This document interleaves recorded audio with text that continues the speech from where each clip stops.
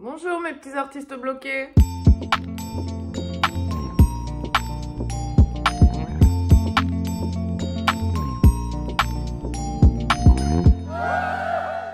Bonjour, je suis Camille Laurent et aujourd'hui, je suis la petite kiné de votre créativité. Si c'est votre première fois sur cette chaîne, bienvenue. Je publie une vidéo chaque dimanche ou presque, en général des vlogs, en général ça parle de la vie. Toujours j'ai envie de dire dans la joie de vivre. Putain, et attends, pardon, pas putain. Mince, j'oublie toujours de dire abonnez-vous, donc s'il vous plaît, là je le dis, abonnez-vous. C'est important pour mon avenir, merci. Ça fait toujours plaisir de voir la famille s'agrandir. Bon, et pas de vlog aujourd'hui, je vous raconte comment je me suis retrouvée à être une artiste bloquée et surtout comment je m'en suis sortie. Je vais vous donner 3 trucs concrets, vous pourrez les mettre en place dès aujourd'hui pour débloquer votre créativité. Et en même temps, je vais vous faire rencontrer Marie, alias Purple Pottery, qui fait de la céramique et qui est environ la meilleure personne. Elle m'a reçue chez elle, elle m'a donné tous les outils, elle m'a appris à faire un vase en céramique. Donc restez jusqu'à la fin s'il vous plaît pour que je vous présente mon œuvre, que dis-je, mon fils. On a profité de ces 2 sessions ensemble pour parler aussi de créativité, donc j'espère que cette meuf vous inspirera. Moi j'adore son style. Ok, donc je vous la présente et on se reparle juste après. Coucou! Hello Marie, ça va et toi? Oui, très bien. Prête à potifier? Trop hâte! Ah, t'as déjà formé des noobs comme moi? Plusieurs et même des enfants, donc Ah bon? Notre atelier pour la journée. Trop bien. Les petits tours, tous les outils qui sont là, la terre, encore plus de terre au cas où il y a besoin. Je m'appelle Marie, j'ai 25 ans, je fais de la poterie depuis 2 ans sous le nom de Purple Pottery et je suis étudiante en psycho en parallèle. Alors la toute première fois que j'ai fait de la poterie, je devais avoir environ 7 ans. C'était pas vraiment de la céramique, c'était de l'argile. Et ensuite j'ai fait de la céramique pendant quelques années ou mois, environ au même âge, chez mon voisin Michel qui était professeur de céramique. Meilleur souvenir et ça m'a donné le goût. Et après j'en ai fait un peu aux Beaux-Arts et là vraiment j'ai recommencé il y a 2 ans. Marie, la première fois qu'elle a fait de la poterie, c'était quand elle était enfant et je pense que si aujourd'hui vous êtes un artiste, une artiste bloquée, vous avez, c'est sûr, des souvenirs de vous, enfant, en train de créer. Puisque c'est un truc assez naturel finalement et on le perd pour diverses raisons. À l'école, on ne nous demande pas spécialement d'être créatif. Puis je pense qu'en devenant adulte, on se juge plus aussi, donc on ose moins parce qu'on met de la pression sur le résultat. J'étais grave créatif quand j'étais enfant, je passais des samedis après-midi à faire mes petits projets, construire des cabanes à oiseaux, de la mosaïque, n'importe quoi, du coloriage, dessiner, j'ai tout fait, tout fait. Après du collège jusqu'à la fin de mes études supérieures, j'ai dessiné en cours, mais un nombre d'heures incalculable. Je pense que tous les gens qui ont été assis à côté de moi en cours ont un dessin de moi. Puis les années ont passé, je suis devenue journaliste. Mon dernier taf de journaliste, c'était chez Mademoiselle, et c'est là où j'ai aussi ouvert cette chaîne YouTube. Et chez Mademoiselle, j'étais la rédactrice sexo, donc toutes les semaines avec Dorothée, on faisait une vidéo d'éducation sexuelle. Et puis j'ai quitté Mademoiselle, j'ai récupéré cette chaîne, et là, Covid. Dommage parce que j'étais en train de commencer le stand-up, j'avais déjà envie de faire des vlogs sur la chaîne, donc j'étais sur ma lancée comme ça et boum, confinement. Et là, plus d'inspi, donc je pouvais plus aller jouer du stand-up. J'essayais d'écrire mais j'arrivais pas et franchement vlogger, il se passait rien mon gars. Je crois que j'ai fait qu'une seule vidéo pendant le Covid, c'est une vidéo sur le no-poo. Voilà, bah, c'était tout ce qui se passait dans ma vie, c'était de pas me laver les cheveux. C'est là que Louise Petrouchka m'a parlé d'un livre qui s'appelle Libérez votre créativité. Si vous nous suivez depuis quelques temps, vous en avez déjà entendu parler 100 fois et on va en reparler aujourd'hui. Car en plus, Libérez votre créativité est un livre dispo sur Nextory qui est partenaire de cette vidéo. Mais quel hasard! C'est pas la première fois que je fais un partenariat avec Nextory, qui est une appli de lecture. Et j'avais déjà voulu vous parler de ce bouquin, mais il n'était pas encore référencé. Là, il est rentré dans le catalogue des 250 000 titres que compte Nextory. Sur Nextory, il y a tous les formats de la presse, des e-books, des livres audio, des podcasts, des séries exclusives. Le credo de Nextory, c'est Don't stay on the same page. Et donc l'idée, c'est vraiment de nourrir son cerveau pour évoluer. Et franchement, quand je vois le kick que ce livre, Libérez votre créativité, a mis dans ma vie, ne serait-ce que m'engager à lire tout le bouquin et tout, à le faire les exercices sérieusement, ça m'a fait passer un genre de nouveau contrat avec moi-même. Mais aussi, ce livre m'a donné des outils concrets à mettre en place, des outils qui sont encore dans ma vie 3 ans plus tard. Donc oui, je pense qu'un bouquin peut changer votre vie. Donc imaginez avoir accès aux 250 000 titres de Nextory. Voilà, vous êtes en route vers le succès, quoi. Dans cette vidéo, je vais vous résumer les 3 trucs du bouquin qui, moi, m'ont vraiment aidé. Et puis, si vous voulez aller plus loin, si vous voulez lire le bouquin entier et faire le programme qu'il propose, eh bien, go sur Nextory. Avec le lien personnalisé qui est dans la description, vous aurez 60 jours d'essai gratuit, 2 mois gratuits pour tester Nextory. Je vous souhaite de belles découvertes et je remercie encore Nextory d'être partenaire de cette vidéo. T'as mis ton t-shirt d'artiste. Exactement. Punaise, moi, j'ai mis ma... Je vais me salir. Ça part à l'eau, mais je te passe un truc. Merci. Ça va être mieux. Super. Ok, protection. Ah voilà, je suis prête à potifier là. Ça y est. Je suis prête. Est-ce que tu as une idée déjà du genre de vase que tu veux faire? Je voudrais un vase pas trop gros parce que souvent je m'achète des petits bouquets de fleurs à 10 € là. Du coup, on va utiliser la technique du colombin. Donc, en gros, on va avoir une base de terre comme ça. Et ensuite, on va prendre des boudins de terre qu'on va à chaque fois venir coller. Donc, coller, ça se fait avec de la barbotine. C'est de la terre très liquide comme ça. En fait, ce qui est bien avec le colombin, c'est que tu peux partir un peu en freestyle. À chaque fois que tu mets un nouveau boudin, tu peux ouvrir ou fermer ton vase, tu vois. Tu malaxes comme ça, tu fais en sorte que ça soit bien lié et qu'il n'y ait pas de bulle d'air. Parce que sinon, ça peut exploser en fait à la cuisson. Du coup, vraiment, tu tasses bien, tu colles, mais je te montrerai. Et ensuite, voilà, on empile, on change la forme, on modifie, on agrandit, on ouvre. Voilà. On va faire une petite plaque de terre et ensuite, on va trouver quelque chose, par exemple un verre ou un bol juste pour avoir le rond, la grosseur de la base. Ouh, très Très bien. Nickel. Regardez-moi cette belle plaque de terre. Oh yeah. Alors j'ai commencé, je faisais surtout des petits objets, des vases ou alors des petits pots, des trucs comme ça, où je récupère des images, des références de la pop culture, des dessins animés des années 90, 2000 comme ça. Un peu des objets nostalgiques. Et après, doucement, j'ai un peu détourné en mettant des petits messages cochons, des petites phrases voilà, du monde maintenant, des réseaux, etc. Et puis après, tout doucement, je commençais à faire des commandes. Je me suis rendu compte que j'aimais trop ça, pouvoir discuter avec quelqu'un, qu'elle me dise voilà, ce qu'elle aime, etc. Que la personne me raconte vraiment ce qu'elle veut. Une tasse personnalisée, c'est environ 15 heures de temps de travail.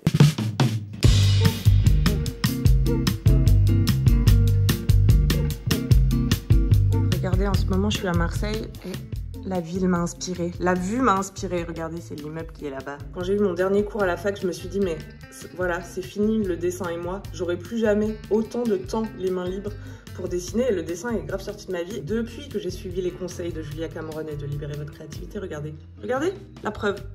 Le dessin est revenu dans ma vie. Donc à l'époque où je découvre le bouquin, c'est le Covid, j'ai du temps devant moi, donc je fais l'ensemble du programme qui se déroule sur plusieurs semaines avec des thèmes à chaque fois. Et j'estime que ce livre a marché pour moi parce que j'ai continué à écrire du stand-up alors que j'étais bloquée. Aussi quelques temps après que ce livre soit rentré dans ma vie, j'ai commencé à faire des vlogs sur cette chaîne et depuis j'ai fait, je sais pas, 100 vlogs. Je sais pas, je me suis remise à dessiner aussi et à faire plein d'autres petites activités manuelles, on va en reparler. Et là, je vais vous donner 3 outils de base que donne le bouquin et qui peuvent vous permettre de vous débloquer sans forcément passer par tout le programme, même si je vous le rappelle, il est disponible sur Nextory. Ce sont 3 pratiques et vous pouvez les appliquer quel que soit l'art que vous avez envie de pratiquer parce que c'est des pratiques qui donnent plutôt une hygiène de vie, un cadre qui va entraîner votre esprit à être créatif. La première chose que Julia Cameron conseille de faire dans Libérer votre créativité, c'est des rendez-vous avec l'artiste. Mais quel artiste, me direz-vous? Eh bien, votre artiste intérieur, que elle décrit comme finalement votre enfant intérieur, puisqu'elle dit que l'artiste est un enfant. Pourquoi c'est important de savoir que l'artiste est un enfant? Parce que les enfants, ils sont curieux, ils ont besoin d'explorer, ils s'attachent pas aux résultats, ils ont besoin de s'amuser. Et si vous êtes un artiste bloqué, c'est sûrement que vous n'arrivez plus à vous amuser en créant. Donc l'idée du rendez-vous avec l'artiste, c'est d'emmener son petit enfant artiste intérieur faire des trucs. Elle conseille 2 heures par semaine. Hop, vous prenez votre petit artiste intérieur, vous l'emmenez faire une balade, voir une exposition,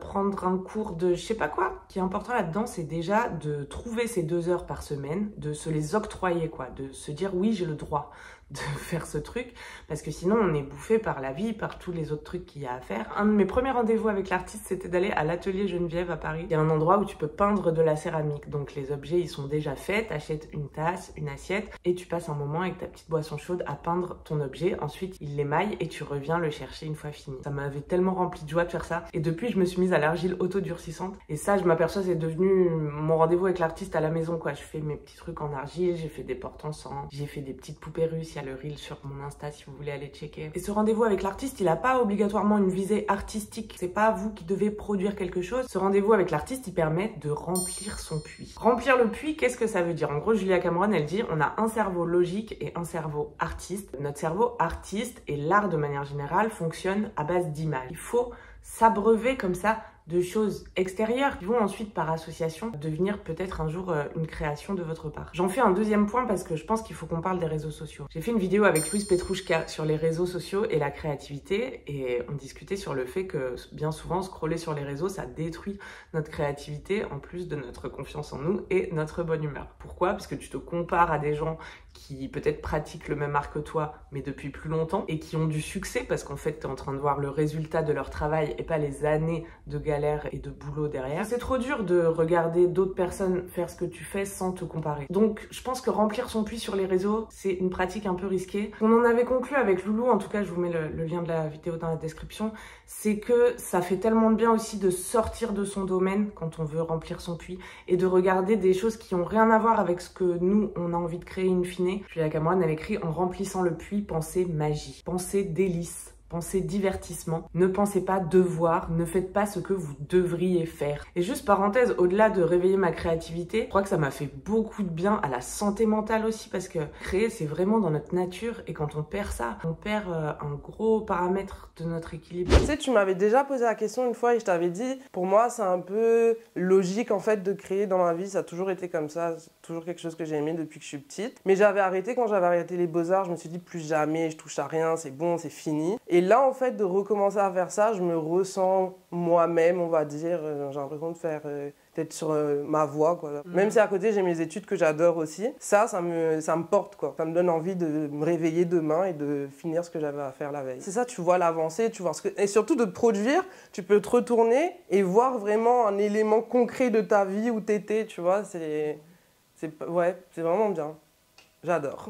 Hop, petite pause déj, ok. Alors, regardez, on en est là. Moi, je voulais faire ça. Franchement, pareil. C'est la même chose. Il fait la taille du truc. Je suis pas arrivée à... On le voit, hein, on le voit sur ces images. Je suis pas arrivée à négocier l'angle, quoi. Mais voilà, on travaille dans le flow du colombin, comme tu m'as dit tout à l'heure. Freestyle du colombin, et puis on verra bien. Hein. Là, c'est parti, je vais le refermer.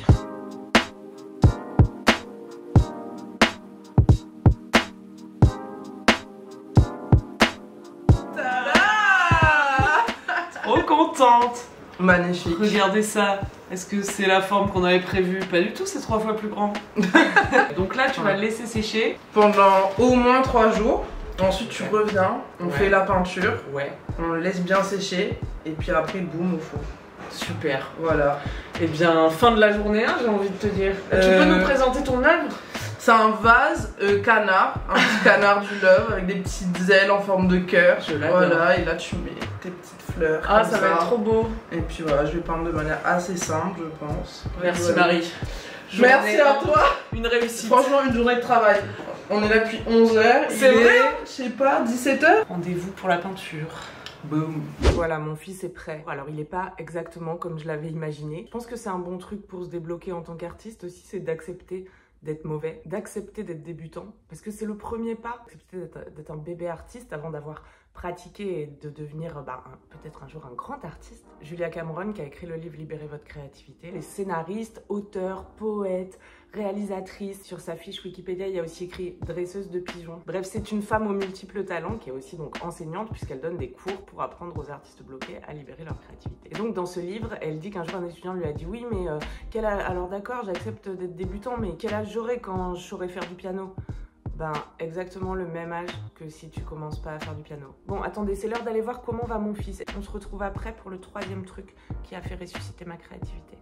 Du temps a coulé sous les ponts, mon vase a séché et aujourd'hui on est de retour chez Marie pour le meilleur moment selon moi. Non, fabriquer c'était cool aussi, mais là on va peindre, ça me met une joie. Ah là là, ça n'a pas fissuré.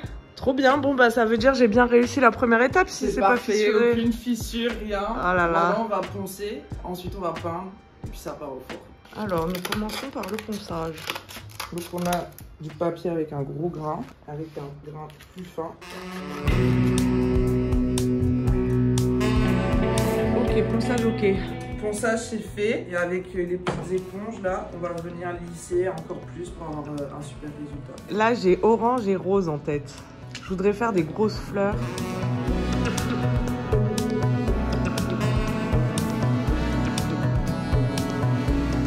Tada! Et ça part en cuisson. Yes. Cuisson biscuit. Biscuit. Et ensuite Ensuite, émaillage. Yes. Et ensuite cuisson doré et cuisson à 600 degrés. Yes. Je quelques trucs. Camilla céramiste. Ok, 3 trucs qui ont ressuscité ma créativité. Le troisième va vous étonner. Vous en avez déjà entendu parler si vous suivez cette chaîne depuis un petit moment. Ce sont les pages du matin. L'idée est très simple. Il suffit d'écrire 3 pages chaque matin. Voilà, merci à tous. Si vous voulez comprendre plus précisément les tenants, les aboutissants de cet exercice, j'ai fait une vidéo sur les pages du matin. Hop, je vous la mets en description. Et pour vous résumer là vite fait, l'idée des pages du matin, ça va être de se mettre dans un flot d'écriture et d'écrire librement, de se vider la tête. L'idée, c'est vraiment de décharger toutes ces pensées qui peuvent être une sorte de brouillard pour votre créativité, de mettre un peu de côté le cerveau logique et de faire taire le censeur qui est cette voix dans la tête, ou que d'autres appellent aussi le juge, qui vous critique en permanence. Il faut que je fasse une machine, oh j'ai oublié de faire ça, oh machin il m'a trop vénère quand il m'a dit ça. Vous mettez à plat toutes vos pensées sur ces 3 pages. C'est pas un exercice d'écriture, c'est pas un exercice littéraire, c'est vraiment une sorte de vidange. Peu importe le contenu et la qualité de ce que vous y écrivez, l'important c'est de le faire. Ça va donner à votre cerveau l'habitude de sortir des trucs de vous sans attendre de résultats, sans juger pendant que vous produisez. Parce qu'on ne peut pas juger pendant qu'on crée. On va peut-être pas faire taire absolument cette voix du censeur, mais vous, ça va vous donner l'habitude de moins l'écouter. Et c'est un exercice qui va vraiment permettre à votre cerveau d'artiste de se libérer. Hello, c'est le jour où je vais chercher mon vase. Ça y est, Marie, elle m'a mis le doré dessus et tout, il est cuit. On va voir le résultat. On fait une mise en scène du reveal. Tu dois devenir à lui. T'es prête? Oui. Oh waouh! C'est moi qui l'ai fait! Ah c'est trop beau! Ah c'est trop beau le doré! Il est trop beau. Oh franchement j'étais trop fière quand il est sorti. Il a pas pété au four. Il a pas pété en plein four, comme dirait Laura Felpin. Trop bien! Franchement le doré rend bien hein. C'est trop beau. Je me vois dans le doré! Yes. Merci Marie. Je t'en prie. T'as pas besoin d'avoir des talents de ouf, je trouve, pour commencer à créer. Tu peux faire un petit cendrier si tu veux, ou un super vase, donc c'est assez accessible dans ce sens. Vous êtes tous créatifs, vous pouvez tous faire de l'art. Venez, moi je vais vous montrer comment on fait les bases, et ensuite, franchement, libre à vous, faites n'importe quoi. À la fin, il y aura quand même un résultat en fait. Même si tu fais la plus grosse merde, c'est ta merde, elle t'appartient quoi, tu vois, donc... J'ai même pas eu le temps encore d'aller acheter des fleurs pour orner mon fils. Mais ça ne saurait tarder parce que je cours partout en ce moment, que voulez-vous, la vie d'artiste. Merci à vous d'être restés jusqu'à la fin de cette vidéo. Merci 1000 fois à Marie, allez suivre Purple Poterie sur Insta, elle donne des ateliers, vous pourrez apprendre à vous aussi faire des objets qui deviendront vos enfants. J'espère que cette vidéo et les conseils vous donneront envie de renouer avec votre petit artiste intérieur. Je vous embrasse. Abonnez-vous s'il vous plaît, mettez un pouce à cette vidéo si vous l'avez trouvée cool. On se dit à dimanche prochain. Bisous, prenez soin de vous. Ciao!